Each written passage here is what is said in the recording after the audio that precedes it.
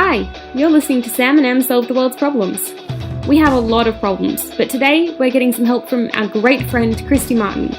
She's going to be giving us some great insight into what the differences are between the American and Australian political climates, what it's like to move countries and live long distance from your partner for a really extended period of time, what that immigration process is like, and also what it's like to be a minister.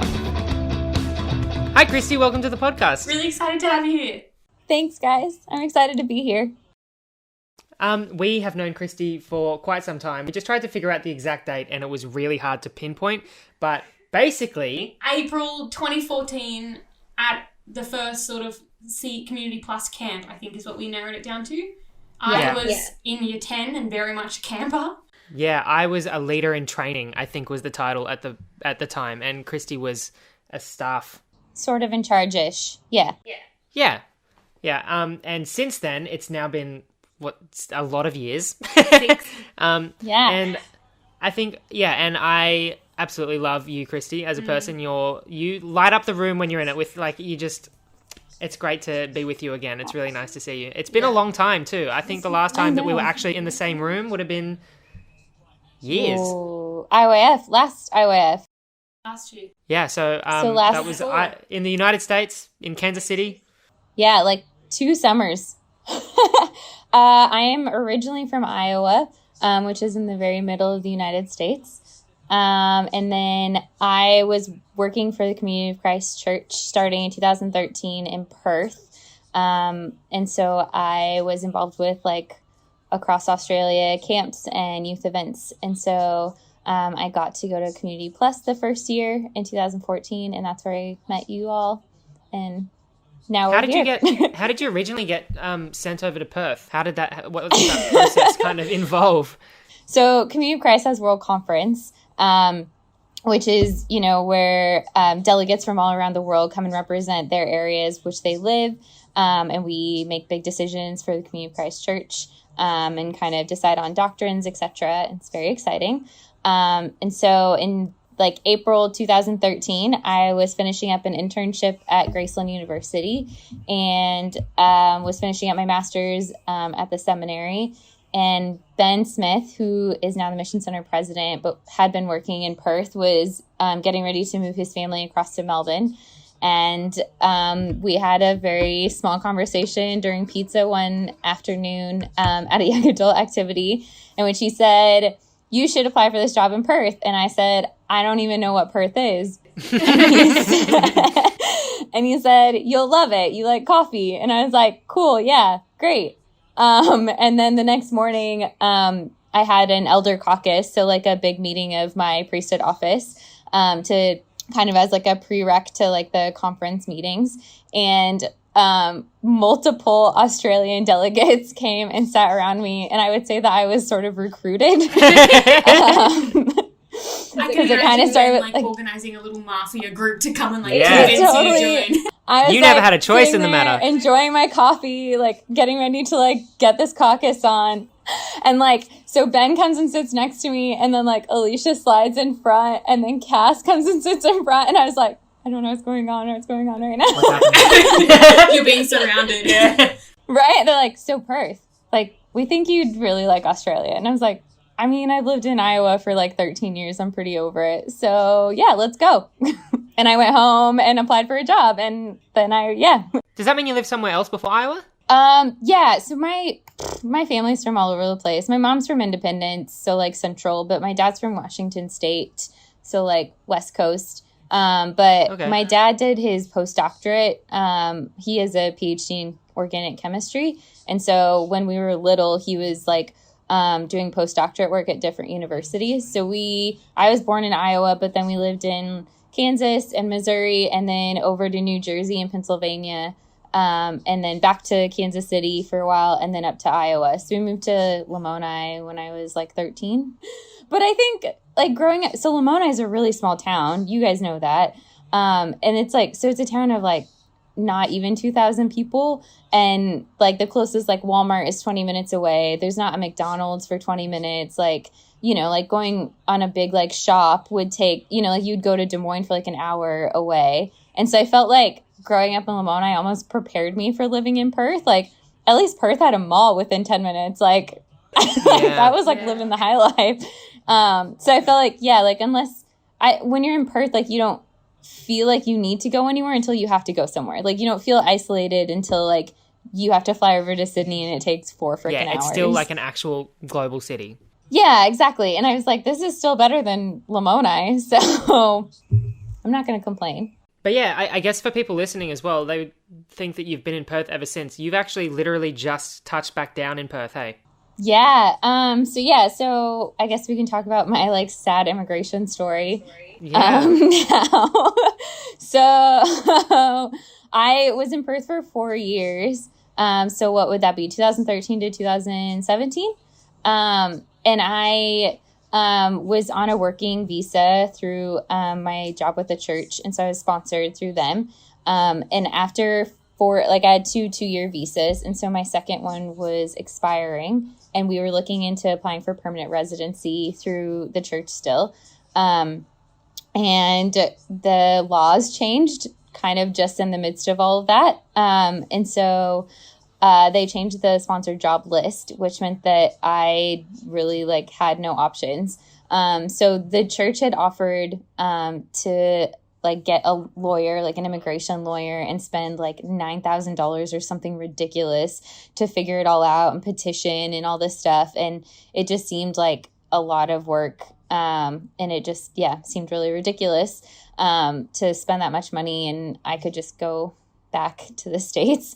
But I also was dating my partner who is from Perth at the time. We're still together, not at the time, but at the time we kind of just talked about what we wanted to do, and we sort of took it as an opportunity instead of a gross thing, and decided to move to the States and started that process. But that process took much longer than it should. I think the thing that I can give anybody that is doing any sort of immigration is to allow yourself way more time than you think it should take, especially when you're doing it in a more permanent way, because you might think it'll take 2 months and it will probably actually take 6 months no matter what. So don't believe what they tell you. And we've always said that we'll come back eventually, like that, like the U.S. isn't where we want to be long term, that Australia is where we want to be long term. So when we left, it was sort of, I like really didn't want to leave, for the record. Like Australia was kind of my home instantly. I am one of those weird Americans that doesn't really feel very American, and was automatically trying to find ways to never have to go back. So now I've been back in the States for the last like 2.5 years, I guess, which seems way too long. And it's also been 2 years since I've been back to Perth, which is also very strange and gross. So I moved back in October, and at the time, Andy had a friend who was working for a coffee company that is owned by Australians out of New York. And so we had tried to kind of go up that route and have Andy get a sponsored job. And that didn't really work out. And so we also tried to get him a sponsored job in Kansas City, which is where I was living at the time. And that also didn't really work out because sponsorship for work is just difficult. And I mean, a lot of businesses want to hire somebody immediately and have them start within the next few weeks. And you have to really kind of invest in someone to sponsor them and make it work that way. And so I think like early 2018, we decided that we would do a fiance visa.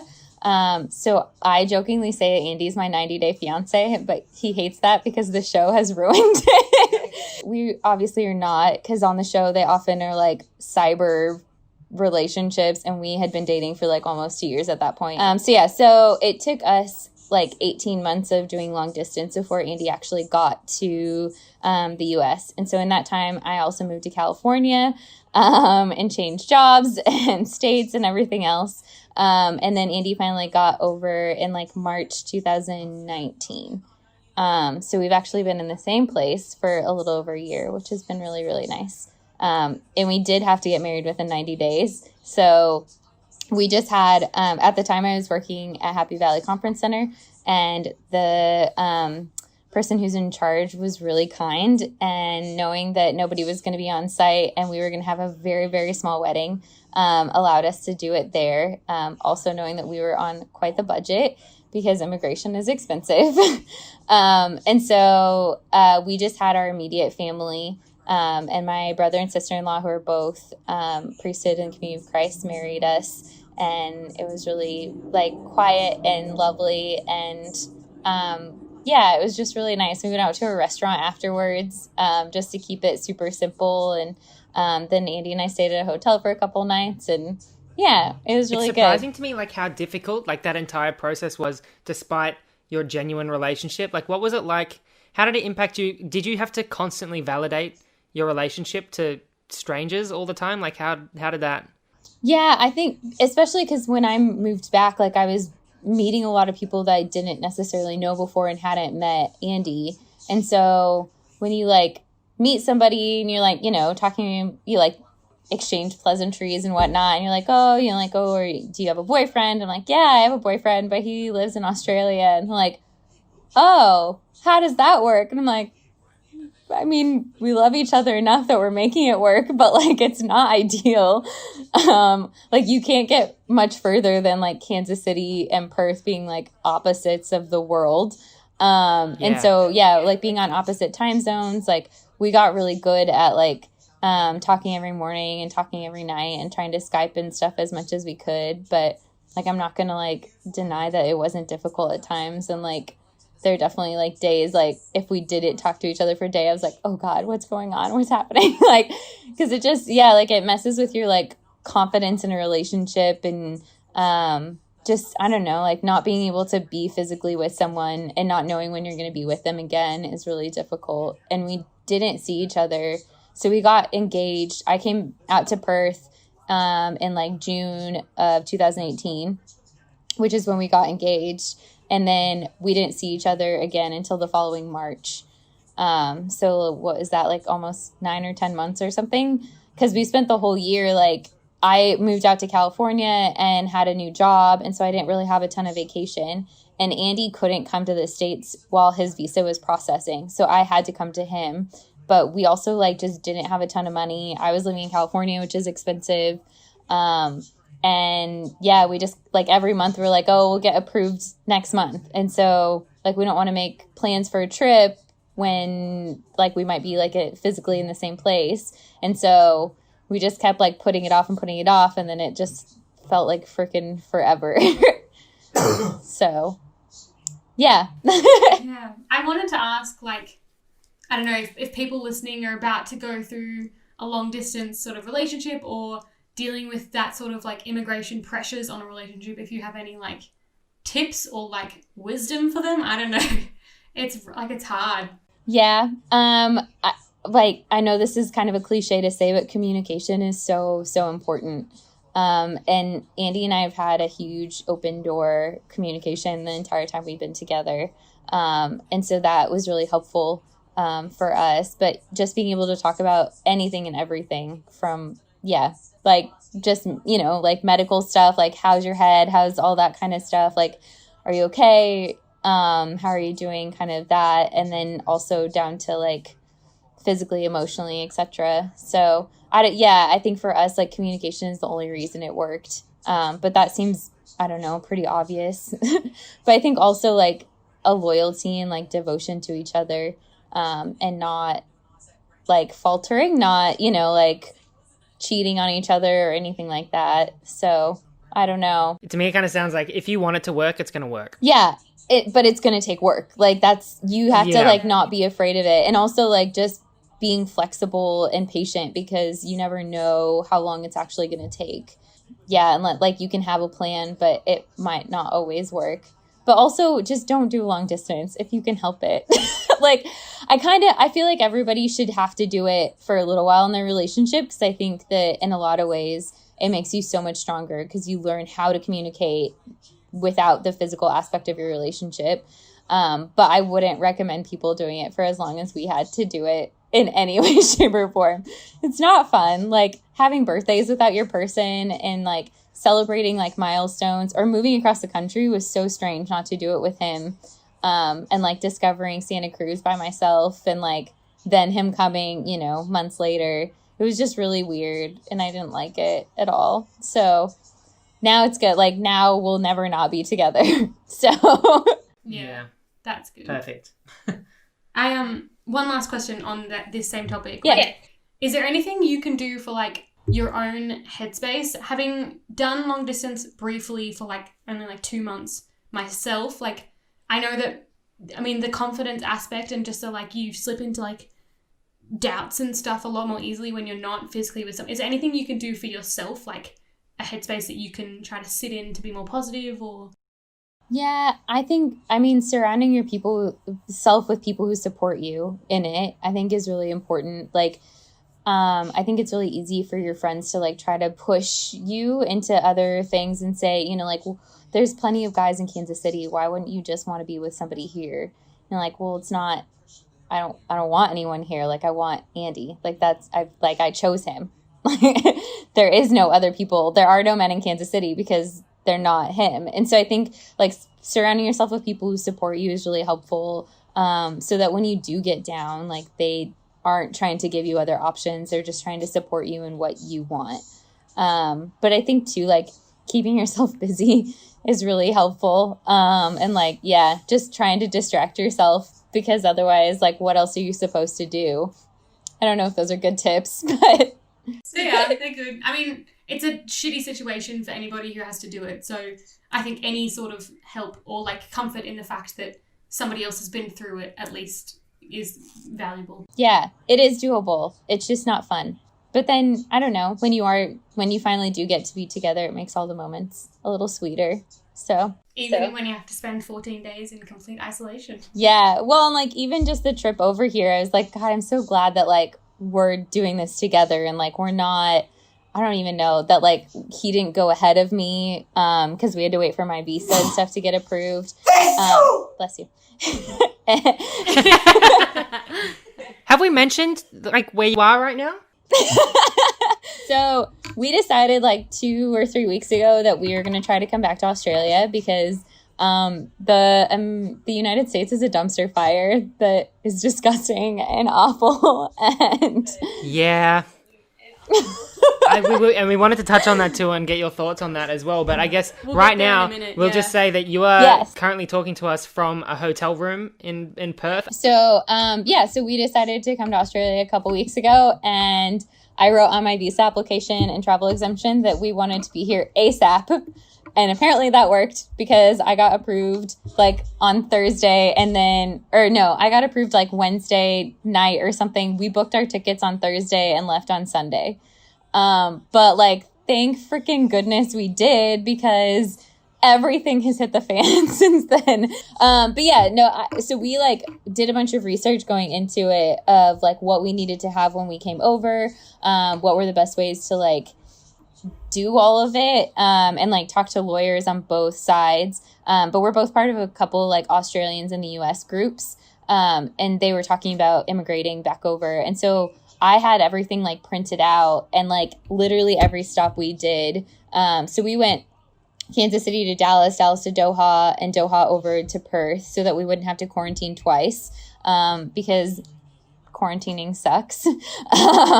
And so then like literally every airport we stopped at, they had to check through my visa and travel exemptions, and like look at my documents. But I even like printed out like a copy of like our marriage certificate. So if I got questioned of like, how are you able to do this? Like, what's your exemption? Who are you married to? Like, I had copies of Andy's passport just in case, like, just so that I could get through the border. And then like once we got through, like we had to go through customs like you normally would.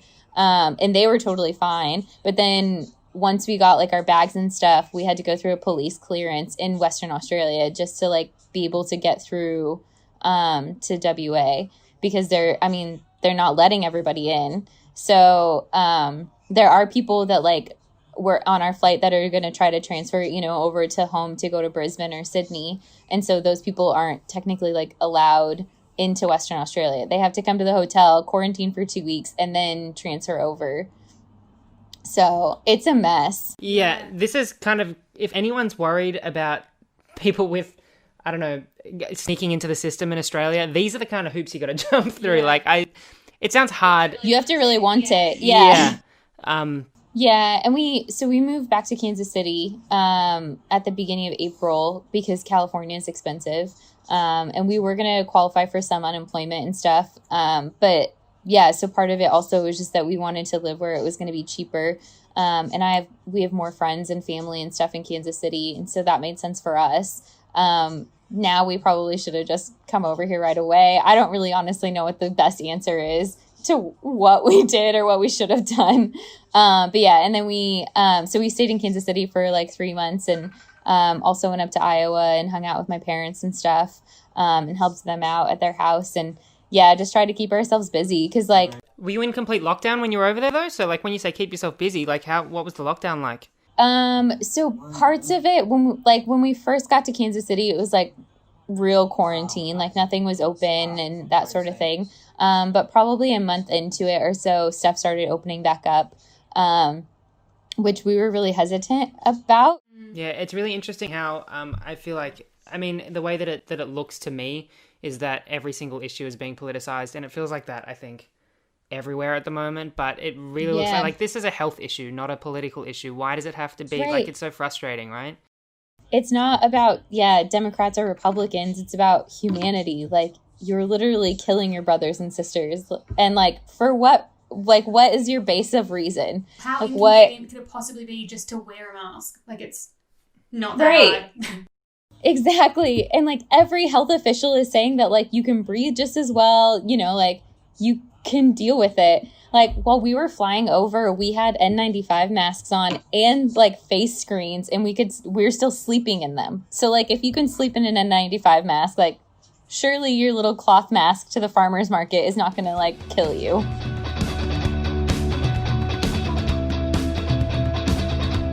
I'm kind of interested in how like you as a member of priesthood and community of Christ, like I'm finding it really interesting right now, having just been ordained, to think about how, like, my priesthood office calls me to respond in these, like, crazy times of politics and, like, random matters. I'd be really interested to see what you think about, like, all the craziness going on in the US, whether you think, like, whether you think about it in a different way because of your priesthood, or, like, whether you feel called to react and be active in a different way. Yeah, that's interesting to like kind of put that spin on it. I would say, so for me, like Community of Christ, the thing that has always, I guess, kept me in it, because I was born and raised Community of Christ, so I wouldn't say there's anything that's drawn me to it because I have always been here. But I think the thing that's kept me in it is that we have this like draw towards peace and justice. That like in our bones, like we want to do what's right and we want to do what's good, and we don't necessarily always do it in a timely fashion, or in the ways that all of us think that we should be doing it. But I think that I've always loved that we have this kind of like beautiful quilted network of people that like we all believe in different things, but we're allowed to be part of the same blanket kind of thing. But it's also like it's okay to let other people's opinions shine through that.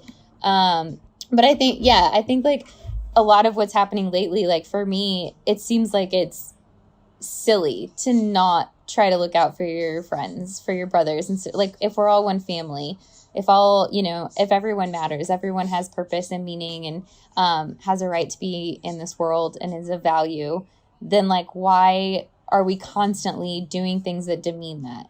Like, how is this not obvious kind of a thing?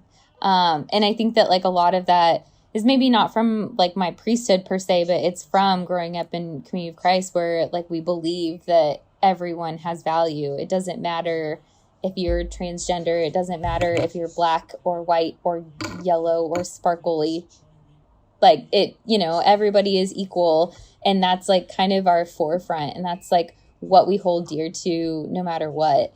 And so I don't know that it's like my priesthood that propels me to do things. But it's definitely like, I think there's there's part of me that has that like drive to like stand up for those who can't stand up for themselves, or to be a voice for those who can't, or just to support those who are actually having their voice heard for the first time, and like making space for that.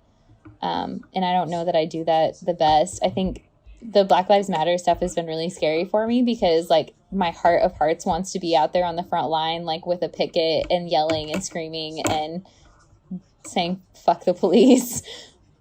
But also I'm terrified of getting COVID. And so I have not been there.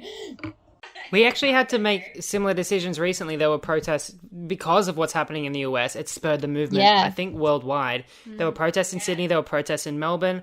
And I was really on the fence about it. I have a friend who went to the protests and she was scared, but she did tell me, like, she was happy that I think the majority of people were taking every precaution. And the reality of that meant that because they were social distancing, the protest looked even bigger. Good job. And so it was kind of a positive. So, I mean, I didn't go because I was... COVID I had a really hard time. I'm really susceptible to lung things. I currently am sick in the lungs and we can't figure out why, and, like, I can't breathe properly, and I was really on the fence about wanting to go and, like, trying to remind myself that it was really not a great idea for me with COVID going on. But I feel that. Because, as you said, you feel like all this racial stuff, like, you feel like it should be over. And especially in my community bubble, I don't see it. And I have never noticed it. Yeah. Which is... I have heard and I know that it exists and it's terrible. So I feel like we all need to probably do a bit more about it. Yeah, it's like something that you don't have to deal with on a daily basis. And so... Yeah, our privilege has just meant that we've never encountered it. And I read this thing that was like, I can't remember, it was an influencer who was asking people to, like, tell her when they realised their race. Like, when was the first time that they realised what their race was? And so it was all these people sending in being like, when somebody made a racist comment in kindergarten, and I was sitting there being like, literally right now, this is the first time I realised that I am white and I have privilege, and it's awful. Yeah. I don't know. I would have to think about that question. I don't know when the first time. I went to a small protest that one of the, like, leaders of the church kind of started, but, like, was not a church function. But it was at the UM Peace Plaza, like, right across from the auditorium, that, like, fountain with the girl dancing. I don't know what she's doing. And it was, for me, it was, like, my, like, little way of doing it because there was, like, only a couple hundred people there, maybe. And so it was, like, a really small option. And I could, like, keep my distance. I could keep my mask on and, like, you know, stay away from everyone if I wanted to. Which is also, like, this is me, like, flouting my privilege of, like, I have the ability to not have to go to the big rally because I am afraid to, you know, like, it all plays into that. But one of my friends, Jenny Jackson, who is also a Community of Christ person, and we've grown up together in the church, but she's African American, and she got to speak at the rally and, like, kind of tell her story through the church lens of, like, being kind of a token African American for so many people. And I would say she's kind of my token African American friend too. But for her, it was like, for me, it was really emotional to get to see her get her space, to speak about it and, like, to stand and, you know, have a megaphone and get to actually, like, preach what she needed to preach. But I think it was also really important for people to get to hear what she was saying, because I don't think that that's a story that a lot of people have heard. And so it was, like, really emotional for me in that aspect. Like, I, like, sweating balls and also crying, like, it was a mess. Just to get to, like, be part of that. But I think I wish that our church was doing more. I think that throwing out statements is not really enough, but I also don't know what they could be doing more, because it is a scary time on multiple levels. I think that there's always more that we could be doing, but I think that's, we, like, have been instilled with this since we were young. Different-ish topic. Okay. We also wanted to ask about, like, what it's like to have been a full-time minister and then not be. Just, like, kind of instantly. You know, it's really funny. We've actually spoken to someone with this experience already as well. Yeah. Yeah, what is that like? Because we didn't ask them about it. No. We just kind of skimmed over it. But interesting to know what it's like to be paid by the church for a living, and then... is there a shift in your public persona? Is there a shift internally for you? So I would say when I was working for the church, my priesthood was very much interwoven with my job responsibilities. It was really easy to serve as an elder because I was at church every Sunday and I was super active. And I was, doing communion and doing things that were traditionally under my priesthood umbrella. And so it made it really easy to be active, and to be, to have that lifestyle, I guess. But I think not working for the church, it sort of just, it made it really difficult to find my way back into the church. But also that was partially my entire kind of involvement was all in Australia. And then I moved back to Kansas City, which is a weird place for the church anyway. Just because there's a lot of, so I went from, a place where there was one congregation, and the closest congregation to us is Adelaide, which is a 3-hour flight. And then going to Kansas City where there's 90 congregations within 30 minutes of each other. Okay, that's an over exaggeration, but it's still, there's a lot.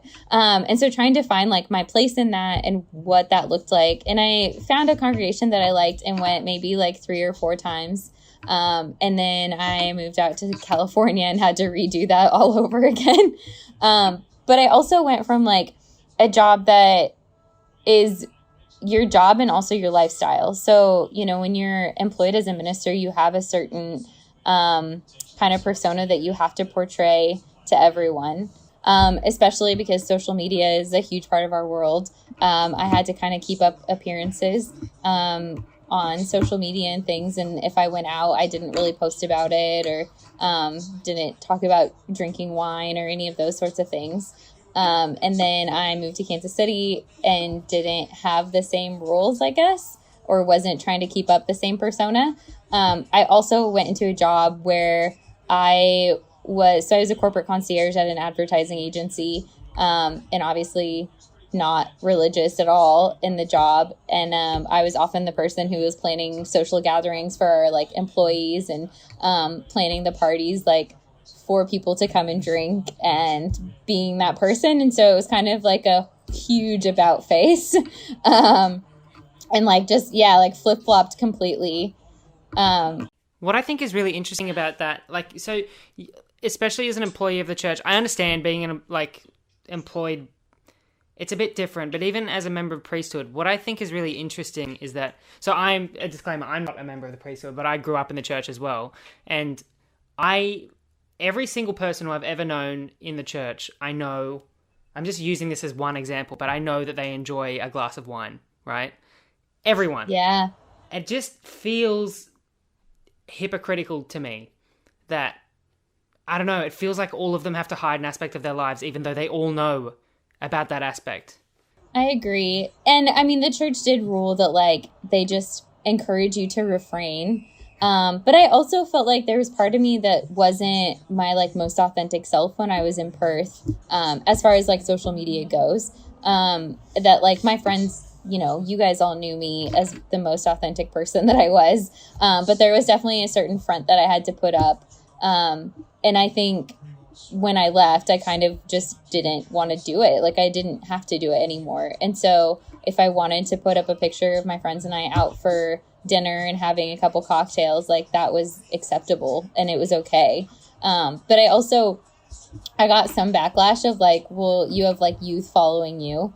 And I was it frustrated me because I feel I'm not, I don't know, dancing on tables and throwing up on sidewalks and doing stupid stuff. If anything, I would argue that that's a really good thing for them to see, that you are responsibly. That's what I would say. Isn't it better for them to have influences that they respect, that show them how to do it in a smart way versus when I was at Happy Valley reunion in 2018, they had this chat thing, and he was asking he was just trying to, I don't remember what the question was, but he was asking what people thought about alcohol, and everybody was getting so uncomfortable and talking about how they hate when their friends drink and they blah blah blah. And I was sitting there being 19 years old, so technically in America I wasn't allowed to drink, but at home I'm I've been drinking for a while. I'm sitting there I just can't listen to this. And so I remember speaking up, being because they were also talking about like people living together before they're married and blah, blah, blah, and all this kind of stuff. And I was just like, every person that I know within the church, like, drinks alcohol, and it's because of them that I know how to do it responsibly. Like, it's because of watching these people that I know, and it's also because I get to do it with them, and they can look after me and teach me the safe ways to do it. And it's like, also, if you start banishing me from, like, living with my significant other before we get married, and I'm, like, in a toxic relationship and I need help, how can you possibly? I had so many issues with it. And I can't remember what I said, it was 2 years ago, but I schooled them and it was the best. I just straight up was like, you just can't be like that, because you're going to lose people. You're going to let people fall into toxic relationships and not be able to help them. You're literally going to promote the worst kind of drinking because you're not teaching them how to do it properly and stay safe and like... Right. And it's like, it's my choice. It really, like, it has nothing to do with you, and it's not affecting my ministry.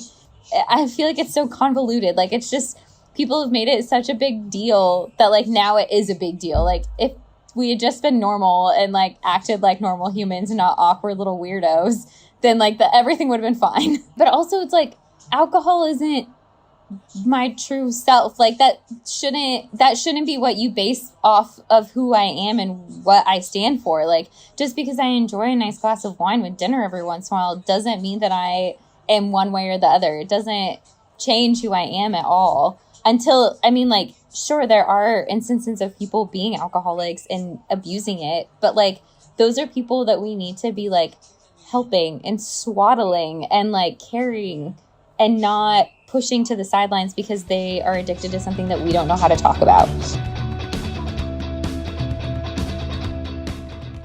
Okay, do you have a problem for us? Oh, I mean, I can say my problem is that I don't know how to find a job that's not in the church without, like, going back to school.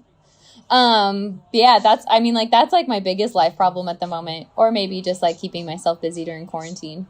That's an easy problem to fix. Actually, you know what? I feel like I can talk about this because I like traveled a bunch and then did not have any significant, like, I dropped out of uni, right? So I don't have any kind of degrees or anything like that. But I just started working in a retail store, and then I kind of just kept falling up, and I'm in a position now where I'm a technical specialist. Falling up is the term that he used. I think I think that's a good term, because you're like, was not planning on this, but now I'm here. Accidentally keeps getting promoted. Exactly, like, literally, and I've found myself in a position now where, I don't know, like, I guess I just found a job where I had some kind of interest, and then I just kept saying yes, I guess. I just kind of, like, even though I wasn't loving it, I was like, this is not something that I want to be doing forever. I guess I kind of just still was like, well, while I'm here, I may as well make the most of it. And I kind of did the best job that I could do in that job. And then now I guess I'm in a role that has become a really good opportunity. I still don't know that this is something that I want to do forever.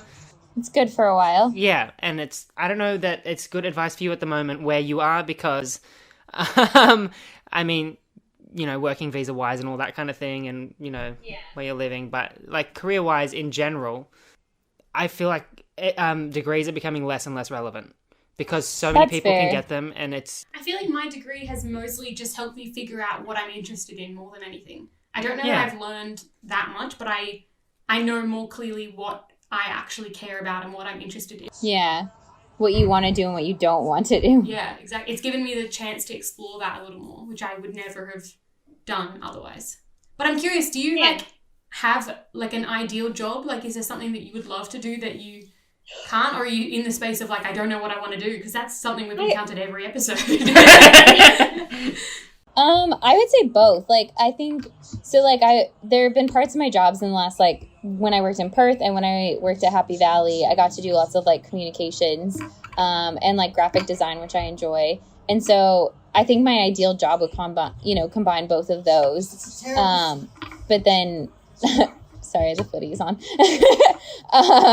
But yeah, like, so I would get to do something that combined those, and do some sort of communications role. But I have like, I feel like I don't stick out because I don't have a degree in communications, which, like, what even is a degree in communications? Like, I was a minister for 4 years. I will tell you about communications. All right. I don't know. I feel like too, like, being part of a church in some ways, like, you learn how to be a good communicator since you're little. Like, you learn how to communicate with, like, all sorts of generations. You have different ways of communicate. You know, like, as far as being an effective communicator, like, I've been doing this my whole life.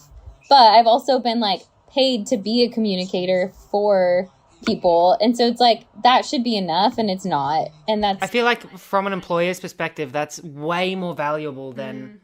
I mean, I know that there's value in degrees, don't get me wrong. I'm not saying that there is absolutely no use in going back to school and getting a degree, because I still might do that as well. But even just sometimes that little door that it opens can be useful. Yeah, because it gives you connections and things. Yeah, and I'm not discrediting that at all either, but I also think that today, now more than ever, I mean, your experience is like, I mean, so much more important. Like, people are going to be like, okay, you have had to deal with all these different scenarios. Like, I feel like if you can sell yourself, like, that's all that really matters. Plus, if you're, like, willing to learn, you can learn in any situation. It doesn't have to be formal education. It can be on the job, you know? Like... Right, exactly. And so I've got, I mean, heaps of, like, career experience now, and it's just, I don't know, it's trying to find the right fit and all that sort of thing. But looking for a job is the worst. It makes you feel like crap, like you're not worth anything, and you get so much more rejection than you ever get, like, acceptance, and, ugh, it's awful.